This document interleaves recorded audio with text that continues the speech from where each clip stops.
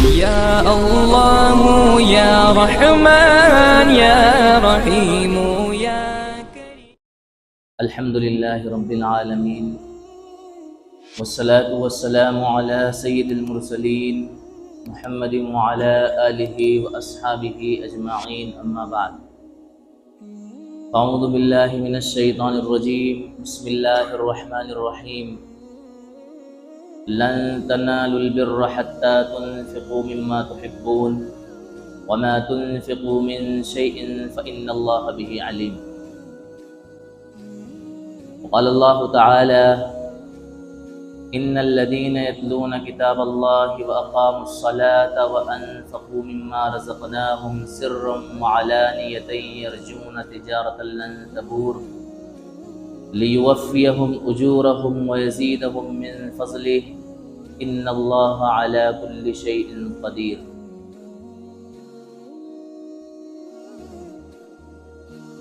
میرے محترم بزرگوں اور عزیزوں،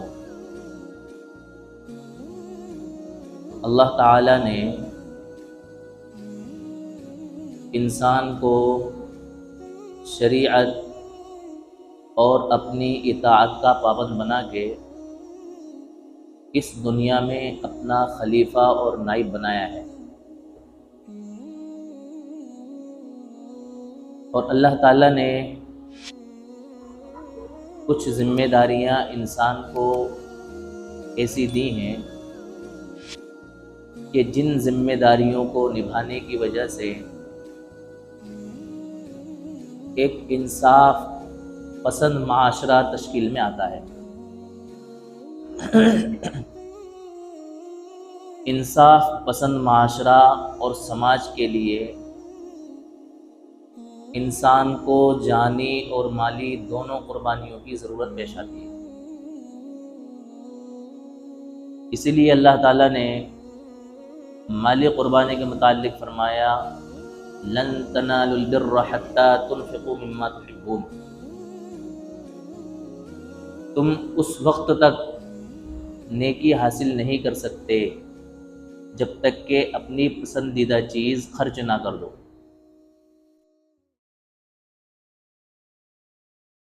اور مزید اس چیز کو واضح کرتے ہوئے اللہ تعالیٰ نے ایک جگہ فرمایا: اور اپنے پسندیدہ مال، بلکہ اللہ تعالیٰ نے فرمایا کہ کمال یہ نہیں ہے کہ تم اپنا رخ مشرق کی طرف کر لو یا مغرب کی طرف کر لو۔ بعض مرتبہ ہوتا ہے نا کہ انسان کچھ خاص چیزوں کو نیکی اور اچھے کام سمجھ رہا ہوتا ہے۔ میں نماز پڑھتا ہوں لہٰذا میں نیکی کر رہا ہوں، روزے رکھتا ہوں میں نیکی کر رہا ہوں، اور میں کسی پر ظلم نہیں کرتا میں اچھا کام کر رہا ہوں، میں جھوٹ نہیں بولتا اچھا کام کر رہا ہوں۔ یہ بھی اپنی جگہ پر اچھے کام ہے، اس سے انکار نہیں کیا جا سکتا، لیکن اللہ تعالیٰ کسی خاص نیکی کے متعلق بتلا رہے ہیں کہ نیکی یہ نہیں ہے کہ تم اپنا رخ مشرق کی طرف کر لو یا مغرب کی طرف کر لو، یہ کمال نہیں ہے، بلکہ اصل کمال یہ ہے کہ جو لوگ اللہ پر، آخرت کے دن پر، اس کی کتابوں پر، اس کے رسولوں پر ایمان لاتے ہیں، وہ اپنے پسندیدہ مال کو فقیروں، مسکینوں، محتاجوں، ضرورت مندوں میں خرچ کرتے ہیں۔ یہ کیا ہے؟ نیکی۔ وَآتَى الْمَالَ عَلَى حُبِّهِ، اس کا ترجمہ نکلتا ہے پسندیدہ مال، اور ایک ترجمہ نکلتا ہے اللہ کی خوشنودی کے لیے مال خرچ کرنا۔ دونوں کا اپنا اپنا مطلب ہے۔ اگر یہ مطلب لیتے ہیں کہ اللہ کی خوشنودی کے لیے مال خرچ کرنا، تو مطلب یہ ہے کہ اس میں کسی طرح کا دکھاوا، کسی طرح کا ریا، نمود اور شہرت کا کوئی نام و نشان نہ ہو، صرف اللہ کے لیے خرچ کرنا ہے۔ اور پسندیدہ مال خرچ کرنے کا مطلب یہ ہے کہ انسان کو فطری طور پر مال سے محبت ہوتی ہے، اس کا دل نہیں چاہتا ہے کہ کسی دوسرے کو اپنے مال میں سے کچھ دے، اس کے باوجود دینا مطلب یہ ہے کہ اپنی پسند کی چیز دوسرے لوگوں پر کیا کرنا۔ تو قرآن میں، احادیث میں بے شمار مقامات پر اللہ کی راہ میں دوسرے لوگوں پر خرچ کرنے کی بے شمار ترغیبات اور ہدایات اللہ تعالیٰ کی طرف سے آئی ہیں۔ ابھی ہمارے درمیان میں رمضان المبارک کا مہینہ چل رہا ہے، اس کا دوسرا عشرہ بھی شروع ہو چکا ہے۔ رمضان المبارک میں خرچ کرنے والوں کے لیے حد درجہ نیکیوں میں اضافے کا سبب اور باعث بنتا ہے، اور ضرورت مندوں کے لیے بھی اس مہینے کے اندر ان کی ضرورتیں بڑھ جاتی ہیں۔ ظاہر سی بات ہے، بعض لوگ ایسے غریب اور نادار ہوتے ہیں کہ جو روز کماتے ہیں روز کھاتے ہیں، لیکن رمضان کے احترام میں، رمضان کے اکرام میں، کیونکہ اگر وہ روز کمانے اور روز کھانے کی طرف دھیان دیتے ہیں تو پھر رمضان کے برکات اور رمضان کے ثمرات سے فائدہ نہیں اٹھا سکتے۔ لہٰذا بعض مرتبہ سمجھدار قسم کے لوگ رمضان المبارک کے مہینے میں اپنے کام کاج کیا کر دیتے ہیں؟ بند کر دیتے ہیں۔ تو ان کو اس وقت ضرورت ہوتی ہے کہ ان کی کیا کی جائے؟ مدد کی جائے۔ یہاں ہم واجبی اور فرضی سے مراد وہ والا فرضی نہیں جو اصل کے مقابلے میں آتا ہے، جو ہم کہتے ہیں نا کہ بھئی فرضی کسی نے کارڈ بنا لیا، فرضی آئی ڈی بنا لی، یہ والا فرضی نہیں۔ فرضی سے مراد فرض، جس طرح سے نماز فرض ہے، جس طرح سے زکوٰۃ فرض ہے۔ جب کبھی ممبر سے بیٹھ کر کے یہ بات بولی جائے فرضی، تو اس کا مطلب ہوتا ہے وہ فرض جو اللہ تعالیٰ کی طرف سے ایسا حکم ہے جس کو چھوڑنے پر انسان کیا ہوتا ہے؟ گنہگار ہوتا ہے۔ تو ہم فرض صدقات کی اور زکوٰۃ کی بات نہیں کر رہے ہیں، بلکہ اس وقت ہم بات کر رہے ہیں نفلی صدقات کی۔ یہ تو ہمیں دینا ہی ہے، جو چیزیں ہمارے اوپر فرض ہیں ان کو تو کرے بغیر کوئی چارہ ہے ہی نہیں ہمارے پاس میں، ہر حال میں ہمیں دینا ہے۔ اگر نہیں دیتے ہیں تو ہم کیا ہوں گے؟ گنہگار ہوں گے، اللہ تعالیٰ کی نظر میں مجرم ہوں گے، اس کا حساب ہمیں دینا پڑے۔ یہاں بات ہے، یہ جو آیت میں نے پڑھی وَآتَ الْمَالَ عَلَىٰ حُبِّهِ ذَوِي الْقُرْبَى وَالْيَتَامَى وَالْمَسَاكِينَ وَابْنَ السَّبِيلِ وَالسَّائِلِينَ وَفِي الرِّقَابِ، اس کے اندر اللہ تعالیٰ نے ایسا جامع اصول بتلایا کہ ان لوگوں پر آپ اپنا پسندیدہ مال کیا کریں؟ خرچ کریں، ان کو اپنا پسندیدہ مال دیں۔ علماء نے فرمایا کہ اس آیت میں نفلی صدقات کی بات ہے، واجبی اور فرض صدقات کی بات اس کے اندر نہیں ہے، وہ تو ہمیں دینا ہے۔ اور اتنی تعلیمات اور اتنی ترغیبات ہماری شریعت میں مال خرچ کرنے کی کیوں دی گئی؟ اس لیے دی گئی کہ دیکھو بعض مرتبہ جو کچھ زکوٰۃ کا مال ہم کسی کو دیتے ہیں اس میں اس کی ضرورتیں پوری نہیں ہوتی، لہٰذا ضرورت ہوتی ہے کہ ہم اپنی زکوٰۃ جتنی نکل رہی ہے اس زکوٰۃ کے علاوہ مزید ہم مال خرچ کریں۔ بعض مرتبہ یہ ہوتا ہے کہ جس انسان کو ہم زکوٰۃ دے رہے ہیں وہ زکوٰۃ لینے کا مستحق نہیں ہے لیکن ضرورت مند ہے۔ اب ظاہر سی بات ہے، اگر ہم صرف زکوٰۃ کے اوپر نربھر ہو جائیں گے اور زکوٰۃ کو فکس کر کے بیٹھ جائیں گے کہ بھئی ہمارے اوپر زکوٰۃ بنے گی تو ہم مال خرچ کریں گے اور جتنی زکوٰۃ بنے گی اتنا خرچ کریں گے، تو اس انسان تک جو کہ ضرورت مند ہے لیکن مستحق نہیں ہے۔ دیکھو مستحق ہونا الگ بات ہے اور ضرورت مند ہونا الگ بات ہے۔ مستحق ہونے کا مطلب یہ ہے کہ فقیر ہے، فقیر ہونے کا مطلب یہ ہے کہ اس کے پاس اتنا مال نہیں ہے جس کی وجہ سے اس کے اوپر خود کیا بن جائے؟ زکوٰۃ بن جائے۔ مسکین ہونے کا مطلب یہ ہے کہ اس کے صبح شام کے لالے پڑتے ہیں، صبح کھا لیا تو شام کا ٹھکانہ نہیں، شام کو کھا لیا تو صبح کا ٹھکانہ نہیں۔ یہ ہے فقیر اور مسکین کی ڈیفینیشن۔ تو زکوٰۃ جن لوگوں کو دی جاتی ہے، زکوٰۃ دینے کے لیے مستحقین کو تلاش کیا جاتا ہے، یعنی فقیروں کو تلاش کیا جاتا ہے اور مسکینوں کو تلاش کیا جاتا ہے، لیکن نفلی صدقات دینے کے لیے ان چیزوں کی ضرورت نہیں ہوتی ہے، بلکہ ہمیں لگ رہا ہے کہ واقعتاً یہ ضرورت مند ہے، یہ محتاج ہے، تو اس کو ہم کیا کر دیں؟ اپنا مال صدقہ کر دیں، جو کچھ ہم سے بنتا ہے ہم اس کو دے دیں۔ جیسا کہ میں نے بتلایا کہ بعض مرتبہ انسان ضرورت مند ہوتا ہے لیکن مستحق نہیں ہوتا ہے، اس کے پاس مال اس وجہ سے نہیں پہنچ پاتا ہے کہ بھائی اگر میں نے اپنی زکوٰۃ اس کو دی تو واقعتاً میری زکوٰۃ ادا نہیں ہوگی، لہٰذا میں اس کو نہیں دوں گا، بلکہ اس سے کم تر انسان کو ڈھونڈنے کی اور تلاش کرنے کی کیا کروں گا؟ کوشش کروں گا، اور اس کی ضرورت وہیں کی وہیں رہ جاتی ہے، وہ اپنی ضرورت پوری نہیں کر پاتا ہے۔ بعض مرتبہ اس کے بڑے سائیڈ ایفیکٹ نکلنے کو آتے ہیں، انسان اپنی ضرورت کی وجہ سے غلط راستے اٹھاتا ہے، غلط قدم اٹھاتا ہے، ناجائز طریقے سے اور غلط طریقے سے پیسہ کمانے کی اور اپنی ضرورتوں کو پورا کرنے کی کوشش کرتا ہے۔ لہٰذا ہمارے معاشرے میں اور سماج میں ہمیں ضرورت ہے اس بات کی کہ ہم انفاق فی سبیل اللہ کے عنوان کو اور انفاق فی سبیل اللہ کو عام کریں، صرف اس کو زکوٰۃ تک محدود نہ کریں۔ زکوٰۃ تک محدود کرنے کے یقیناً میں نے جیسے کہا کہ زکوٰۃ ہمیں دینا ہے، لیکن اگر ہم نے انفاق فی سبیل اللہ، انفاق فی سبیل اللہ کا مطلب ہوتا ہے اللہ کی راہ میں خرچ کرنا۔ جب بھی میں انفاق فی سبیل اللہ بولوں تو اس کا مطلب کیا ہوگا؟ اللہ کی راہ میں خرچ کرنا۔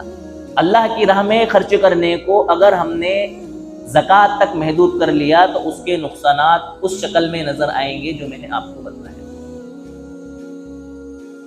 بعض مرتبہ کسی ملی، مذہبی اور کسی دینی ضرورت میں مال خرچ کرنے کی ضرورت ہے۔ اب انسان اس بات میں بیٹھا ہوا ہے کہ جن لوگوں کو پیسے کی ضرورت ہے وہ لوگ زکوٰۃ کے مستحق نہیں ہیں، اگر میں نے ان کو پیسہ دے دیا تو میری زکوٰۃ یقیناً ادا نہیں ہوگی، لہٰذا مجھے ایسے لوگ تلاش کرنا ہے جن لوگوں کو میری زکوٰۃ لگ جائے، میری زکوٰۃ کیا ہو جائے؟ ادا ہو جائے، وہ مال ان لوگوں تک نہیں پہنچ سکے۔ فرض کریں کہ ہمیں کسی جگہ پر چھوٹا موٹا مکتب اور مدرسہ قائم کرنے کی ضرورت ہے۔ مکتب شروع کرنے کے لیے مکتب پڑھانے والے استاذ تیار ہیں، لیکن ان کے پاس اتنا سرمایہ نہیں ہے کہ وہ کسی جگہ کوئی مکان یا کوئی گھر یا کوئی کمرہ کرائے سے لے سکے۔ اب یہاں پر ضرورت ہے اس بات کی کہ چند ایسے افراد کھڑے ہوں جو ان کے لیے کوئی ایسا مکان اور کوئی ایسا کمرہ کرایہ پر مہیا کریں اپنی طرف سے مال خرچ کر کے کہ وہاں کیا ہو جائے؟ ایک مکتب قائم ہو جائے۔ یہ بھی کیا کہلائے گا؟ انفاق فی سبیل اللہ کہلائے گا۔ اگر ہم اس بات کو اس لیے محدود کر دیں گے کہ ہم تو زکوٰۃ ادا کریں گے، تو بتاؤ جہاں مکتب کی ضرورت ہے وہاں مکتب قائم ہو پائے گا؟ نہیں ہو پائے گا۔ فرض کریں کسی جگہ ہماری اپنی میتوں کو لے جانے کے لیے تابوت کی ضرورت ہے، جس کو ہم اپنی زبان میں کہتے ہیں جنازہ، تخت جس کے اوپر ہم میت کو رکھ کر کے لے جاتے ہیں۔ اب ان لوگوں کے پاس کوئی انتظام نہیں، اور ہم یہ سوچ رہے ہیں کہ بھئی ہم زکوٰۃ کے مال سے یہ کام نہیں کر سکتے، لہٰذا ہم اس ایک نیک کام کو اور اچھے کام کو کرنے کے لیے تیار نہیں ہیں، تو بتاؤ وہ کام ادھورا رہ جائے گا۔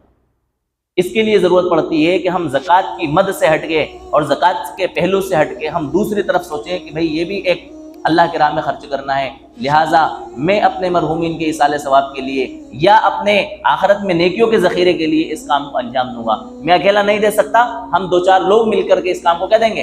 انجام۔ ہم جو کچھ بھی اللہ کی راہ میں خرچ کرتے ہیں نفلی صدقات کی صورت میں، اس کو ہلکا اور معمولی ہرگز نہ سمجھیں۔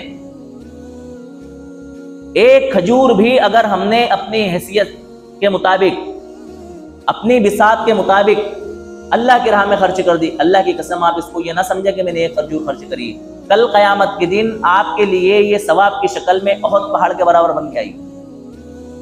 کتنی بن کے آئے گی؟ بہت بڑھ۔ صدقے کے متعلق اللہ کے رسول صلی اللہ علیہ وسلم نے فرمایا کہ جو انسان صدقہ کرتا ہے قیامت کے دن یہ صدقہ اس انسان کے سر پر سائے کی شکل میں آ کے کھڑا ہو جائے گا اور رک جائے گا، اور اس وقت تک یہ صدقہ اس کے لیے سایہ کرتا رہے گا جب تک لوگوں کے حساب اور کتاب نہ ہو جائیں گے۔ کتنی بڑی بات آپ نے ارشاد فرما دی۔ ہم نے سنا نا قیامت کی ہولناکی کے متعلق، میدان حشر کے متعلق کہ کیسا میدان ہوگا، لوگ پسینے میں شرابور ہوں گے، کوئی اپنے ٹخنوں تک پسینے میں ڈوبا ہوا ہوگا، کوئی گھٹنوں تک، کوئی پیٹ تک، کوئی سینے کے بل، اور کوئی اپنے منہ تک۔ حدیث پاک میں آتا ہے کہ پسینہ انسان کو لگام لگایا ہوا ہوگا۔ بھئی لگام کہاں لگتی ہے؟ جانوروں کی ناک اور منہ کے درمیان میں لگام لگتی ہے نا، تو پسینہ انسان کو اتنا ڈوبا دے گا کہ انسان اپنے منہ تک پسینے کے اندر ڈوبا ہوا ہوگا، اور وہ بھی اتنا اس لیے تاکہ وہ سانس لے سکے، ورنہ بعض مرتبہ ایسا بھی ہو سکتا ہے کہ انسان پورا کا پورا کیا ہو جائے؟ پسینے میں ڈوب جائے۔ اس وقتوں میں ہمیں یہ صدقہ کام آئے گا کہ ایسی تپش اور ایسی گرمی کی کنڈیشن میں اور اس گرمی کی حالت میں وہ صدقہ ہمارے اوپر آ کر کے کیا کرے گا؟ سایہ کرے گا۔ اللہ تعالیٰ نے قرآن کریم کے اندر فرمایا مثل الذین ينفقون اموالهم فی سبیل اللہ، جو مال تم اللہ کی راہ میں خرچ کرتے ہو اس کی مثال کمثل حبۃ، اس دانے کی طرح ہے، جس دانے سے انبتت 7 سنابلا 7 بالیاں ہو گئے، فی کل سنبلۃ 100 حبہ، اور ہر بالی میں 100 دانے ہوں۔ کیا پیاری مثال اللہ تعالیٰ نے بیان فرمائی، سمجھنے کے لیے آسان ہے۔ ہم نے ایک دانہ زمین میں بویا، اس دانے سے 7 بالیاں نکلی۔ کتنی بالیاں؟ 7 بالیاں، اور ہر بالی میں 100 دانے، تو ایک دانے سے کتنے دانے بن گئے؟ 700 دانے۔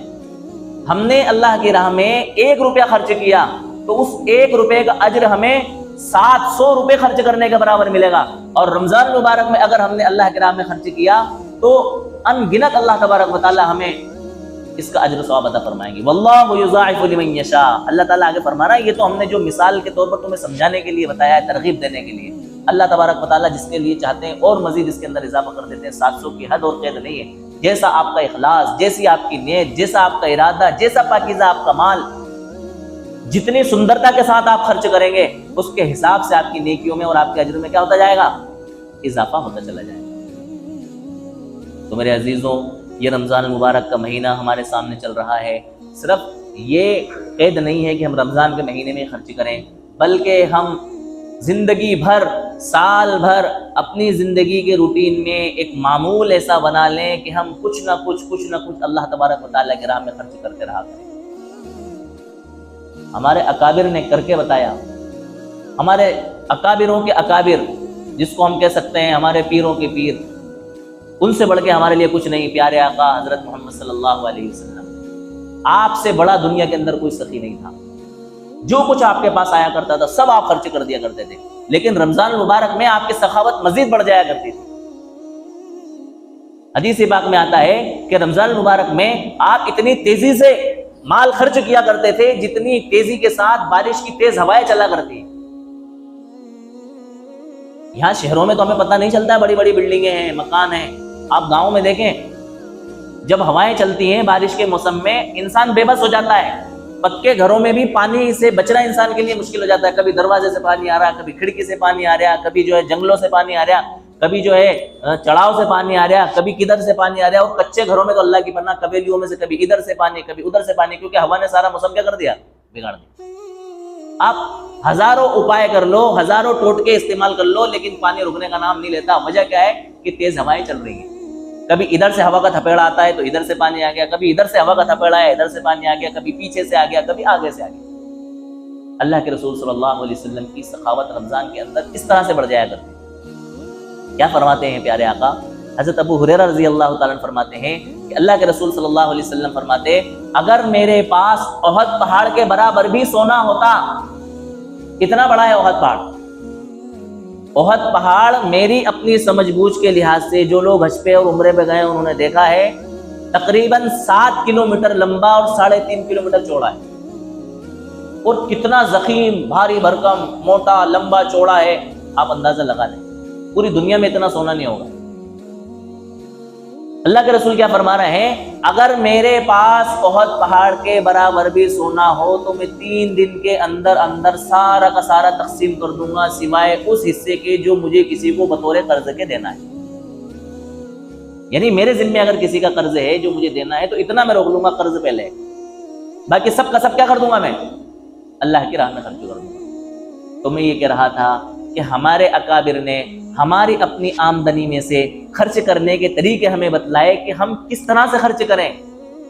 بھئی ہمارے پاس کوئی اصول، کوئی لا اور کوئی ایسا فارمولا ہونا چاہیے جس کی روشنی میں ہم اپنے خرچ کرنے کا ایک معیار طے کر سکیں، ورنہ ہم اتنا زیادہ خرچ کر دیں گے کہ ہم خود اپنی پریشانی میں آ جائیں گے۔ بعض مرتبہ ہم بالکل بھی خرچ نہیں کر پائیں گے، بعض مرتبہ ہم اتنا تھوڑا خرچ کریں گے کہ ہم خود اپنے آپ کے اوپر ملامت کریں گے کہ یار دینا تھا تو تھوڑا زیادہ ہی دے دیتے۔ تو ہمارے پاس کچھ ایک اندازہ تو ہو، کچھ ایک معیار تو ہو جس معیار کی روشنی میں ہم کیا کر سکیں؟ اپنا مال اللہ کی راہ میں خرچ کر سکیں۔ ہمارے اکابر علماء کا یہ اصول رہا ہے کہ جو مال ان کے پاس بغیر کسی محنت اور مشقت کے آ جاتا، کسی کی طرف سے ہدیہ آ گیا، گفٹ آ گیا، تحفہ آ گیا، تو آپ اس بغیر کسی مشقت سے حاصل ہوئے مال میں سے 20% فوراً الگ کر دیتے اور اس کو غریبوں اور محتاجوں میں تقسیم کروا دیتے۔ فرض کریں کسی نے آپ کو 1000 روپے ہدیہ دیے، کتنے؟ اب اس کے اندر آپ کی کوئی محنت لگی، کوئی مشقت لگی، کچھ خون اور پسینہ آپ کو بہانا پڑا اس کے لیے؟ نہیں۔ تو ان 1000 روپوں میں سے 200 روپے سائڈ میں کر دیے، 800 روپے اپنی ضرورت میں، اور 200 روپے کس کی ضرورت کے لیے؟ غریب اور محتاجوں کی ضرورت کے لیے۔ اور وہ مال جو ہمیں اپنی محنت اور مشقت سے حاصل ہوا، ہم تجارت کرتے ہیں، بزنس کرتے ہیں، نوکری کرتے ہیں، ملازمت کرتے ہیں، کاروبار کرتے ہیں، کچھ بھی کرتے ہیں، جس کے اندر ہمارا خون پسینہ لگتا ہے، ہماری باڈی کی انرجی صرف ہوتی ہے، ہم اپنے آپ کو تھکاتے ہیں، محنت کرتے ہیں، اس سے جو مال ہمیں حاصل ہوا اس مال میں سے 10% سائڈ کر دیتے ہیں۔ مان کے چلے ہم نے دن بھر میں 1000 روپے کی مزدوری کی، 1000 روپے کی ہم نے تجارت کی، 1000 روپے کی ہم نے دہاڑی کی، اس 1000 روپے میں سے 900 روپے ہم نے اپنے لیے کر لیے اور 100 روپے الگ نکال دیے، کس کے لیے؟ غریبوں کے لیے، مسکینوں کے لیے، محتاجوں کے لیے۔ ان کو الگ، ان کا بینک الگ بنا دیا فوراً۔ دیکھو بعد میں پیسہ الگ نہیں کر سکتے، پیسہ آیا اور آنے کے فوراً بعد ہم نے اس میں سے الگ کر دیا تو وہ پیسہ الگ ہو جائے گا، اور الگ کرنے کے بعد جلدی سے اس کو تقسیم کر دیا تو تقسیم ہو جائے گا۔ ورنہ ہم نے یہ چاہا کہ ہم اکٹھا نکال لیں گے بعد میں الگ کر لیں گے، تو میں سمجھتا ہوں کہ پھر یہ کام کرنا کیا ہو جاتا ہے؟ مشکل ہو جاتا ہے۔ اور یہ خرچ کرنا ایسا نفع ہے اور ایسا سودا ہے اللہ کی طرف سے کہ جس کے اندر لاس ہونے کا کوئی چانس ہی نہیں ہے۔ اللہ کے رسول صلی اللہ علیہ وسلم نے فرمایا صدقے سے مال گھٹتا نہیں ہے، بڑھتا ہے، اور صدقے کی خیر و برکات ہمیں اس دنیا کے اندر محسوس ہوتی ہیں۔ اللہ تعالیٰ نے قرآن کریم کے اندر فرمایا وَيُرْبِي الصَّدَقَاتِ، اللہ تبارک و تعالیٰ صدقات کو کیا کرتے ہیں؟ بڑھاتے ہیں۔ إِنَّ الَّذِينَ يَتْلُونَ كِتَابَ اللَّهِ وَأَقَامُوا الصَّلَاةَ وَأَنفَقُوا مِمَّا رَزَقْنَاهُمْ سِرًّا وَعَلَانِيَةً يَرْجُونَ تِجَارَةً لَّن تَبُورَ، وہ لوگ جو قرآن کریم کی تلاوت کرتے ہیں، نماز قائم کرتے ہیں، اور ہم نے جو مال ان کو دیا ہے اس میں سے اعلانیہ اور پوشیدہ طور پر اللہ کی راہ میں خرچ کرتے ہیں۔ اللہ تعالیٰ کیا کہہ رہے ہیں کہ وہ ایسی تجارت کے امیدوار ہیں جس کے اندر کوئی گھاٹا اور کوئی نقصان کا پہلو ہے ہی نہیں، جس کے اندر گھاٹے کا اور نقصان کا کوئی پہلو ہے ہی نہیں۔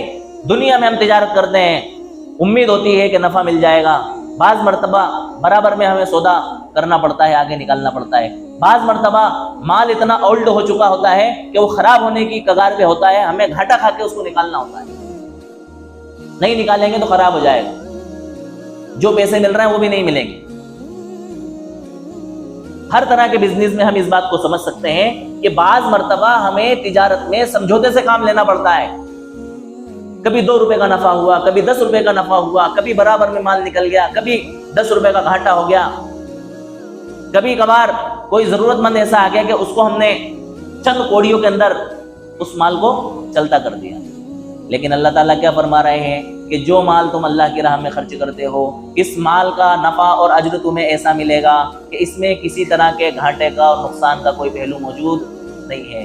فرمایا لیوفیہم اجورہم، یہ مال اس لیے خرچ کرتے ہیں تاکہ اللہ تبارک و تعالیٰ ان کا اجر دے، ان کو عطا کرے، وَيَزِيدَهُم مِّن فَضْلِهِ، اور اللہ تبارک و تعالیٰ اپنے فضل سے مزید اس کے اندر کیا کر دے؟ اضافہ کر دے۔ تو میرے عزیزوں، اللہ تعالیٰ نے جو کچھ مال ہمیں دیا ہے، اس مال کو ہم اس وقت سے پہلے جب ہم مال خرچ نہیں کر سکیں گے، جب ہم کسی سے ادھار نہیں لے سکیں گے، جب ہم کسی سے سفارش نہیں کروا سکیں گے، اس وقت سے پہلے خرچ کرو۔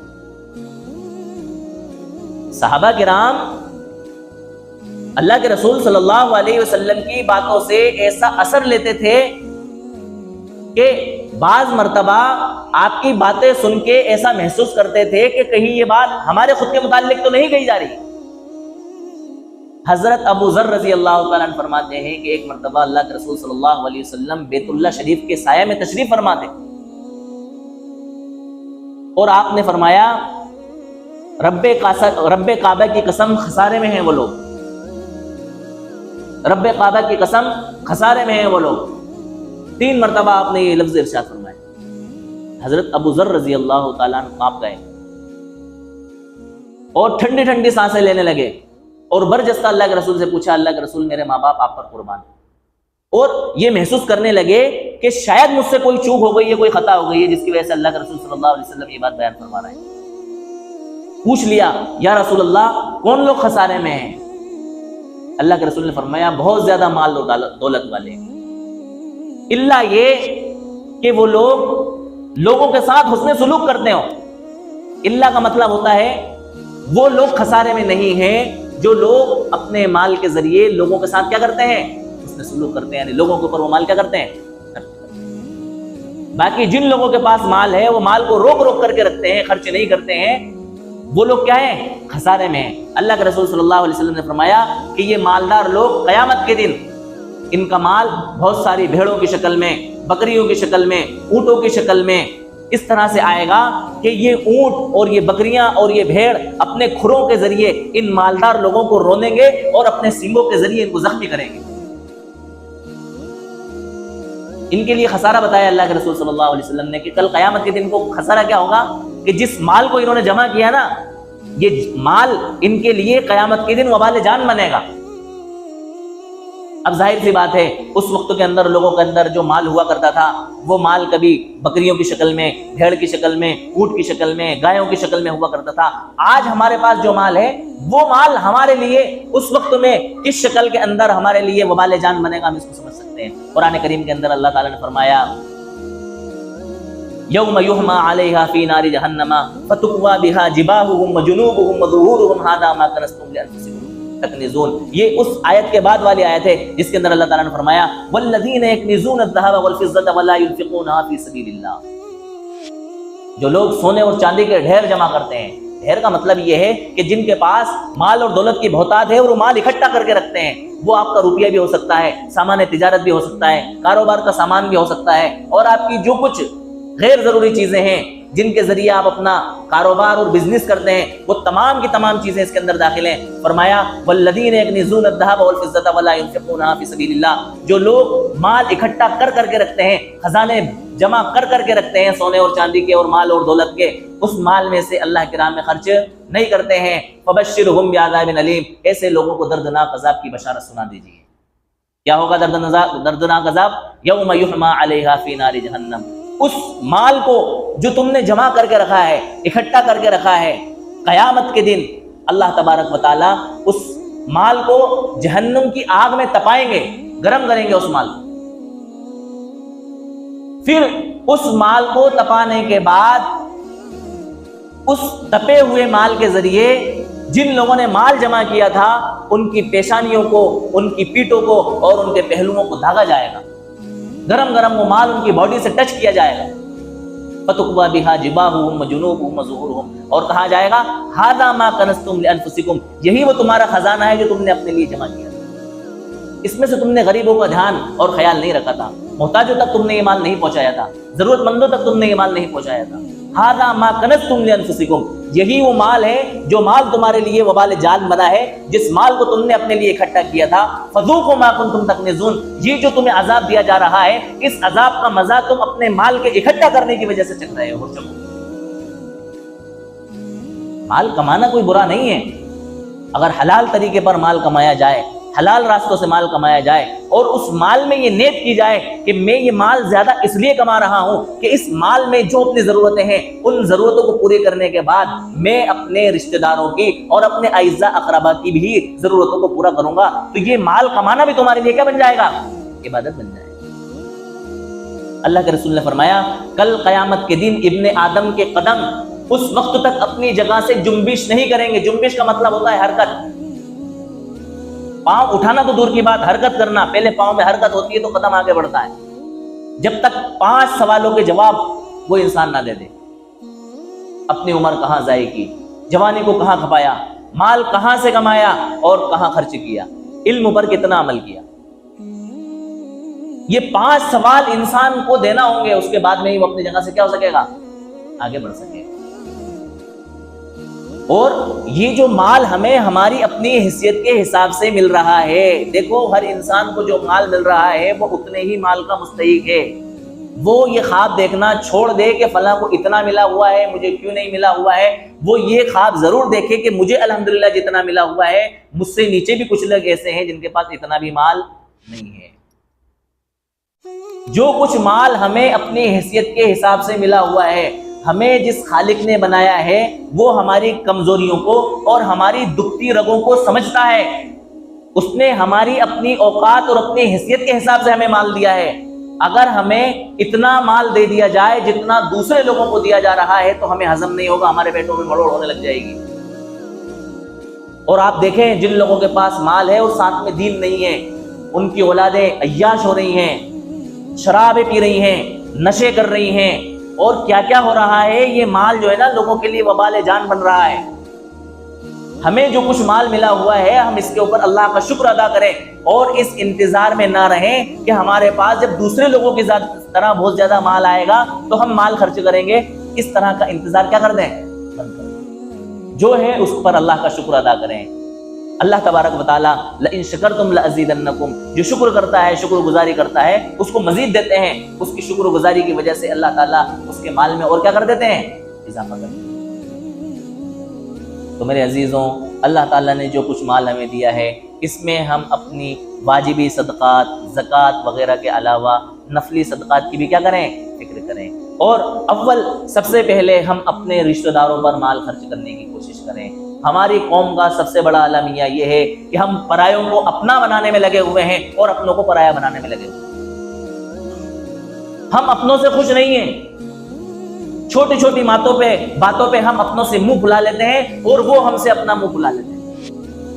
ایسی دشمنیاں ہماری اپنوں سے ہو گئی ہیں کہ ہم شادی بیاہ تو دور کی بات، موت میت میں ایک دوسرے کے ساتھ شریک نہیں ہو رہے ہیں تو ہم خاک کی ہمدردی اور غمخاری کریں گے ان کے ساتھ. اللہ کے رسول نے اس مہینے کے متعلق فرمایا کہ یہ مہینہ غمخاری کا مہینہ ہے، ہمدردی کا مہینہ ہے، اور سب سے زیادہ ہمدردی کے مستحق اور غمخاری کے مستحق ہمارے اپنے رشتہ دار ہیں. ہمارے اپنے رشتہ داروں پر خرچ کرنے کی وجہ سے ہمیں دوہرا اجر ملتا ہے، ایک خرچ کرنے کا، دوسرا ان کے ساتھ صلہ رحمی کرنے کا. اور جو ہمیں اپنے رشتہ داروں کی کنڈیشن کا علم ہوتا ہے، دوسرے لوگوں کی کنڈیشن کا ہمیں ایسا علم نہیں ہوتا ہے. ہمیں اپنے رشتہ داروں کی مالی حالیت کے بارے میں پتہ ہوتا ہے اور ہمارے اپنے لوگوں پر خرچ کرنے کی وجہ سے ان کی کسی طرح کی کوئی بے عزتی کا بھی شبہ نہیں ہوتا ہے. ضروری نہیں ہے کہ آپ اپنا سارا مال انڈیل دیں، آدھا مال انڈیل دیں، 3/3 مال انڈیل دیں، 1/3 مال انڈیل دیں. ارے آپ سے جتنا ہو سکتا ہے آپ جائیں اور ان سے کہیں کہ صاحب آپ میرے چچا ہیں، آپ میرے بڑے پاپا ہیں، آپ میرے چچا زاد بھائی ہیں، آپ میری پھوپھی ہیں، آپ میرے فلاں رشتہ دار ہیں، یہ مجھ سے کچھ بنا تھا، مجھے دیکھا نہیں جا رہا تھا، اتنی میری حیثیت تھی، یہ زکوٰۃ میں آپ کے لیے لے کر کے نہیں آیا ہوں بلکہ میں اپنی طرف سے کچھ مدد آپ کی کرنا چاہتا ہوں، میری طرف سے ہدیہ ہے، تحفہ ہے، آپ قبول کر لیجیے. اس طرح سے آپ ان کے پاس جا کے کیا کر دیں، مال پیش کر دیں. عید سے پہلے کوشش کریں کہ آپ ضرورت مند لوگوں تک جو کچھ اپنی طرف سے ایک نفلی مدد اور امداد پہنچا سکتے ہیں آپ خاموشی کے ساتھ جا کر کے کیا کر دیں، امداد ان تک پہنچا دیں. امید ہے کہ باتیں میں اپنی انشاءاللہ آپ لوگوں کو سمجھا پایا ہوں گا. اللہ تعالی ہم سب کو ان باتوں پر عمل کرنے کی توفیق نصیب فرمائے. وآخر دعوانا الحمدللہ رب العالمین.